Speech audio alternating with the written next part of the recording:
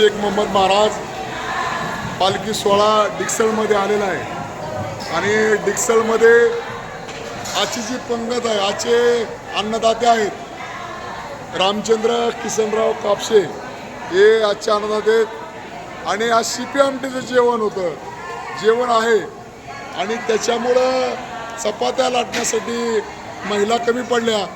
तर आता या सगळ्या वारीमध्ये सहभागी झालेल्या या सगळ्या महिला या चपात्या लाटण्याचं काम करत आहेत आणि आचार्य शिपी आमटी तयारी लबडे आणि खास या ज्यांचं पारगावमध्ये त्यांचं दुकान आहे शिपी आमटीचं असे खेतमाळीस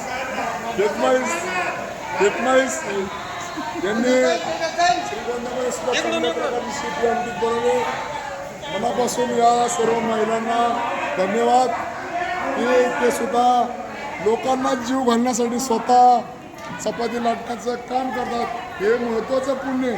अन्नदान असलं पण त्याला खाऊ घालणारे नसलं तर त्याचा अर्थ नाही. म्हणून त्या माध्यमातून ते या ठिकाणी लोकांना जीव घालण्यासाठी स्वतः त्या ठिकाणी आलेले आहेत, चपात्या करत आहेत आणि मोलाची मदत करीत आहेत.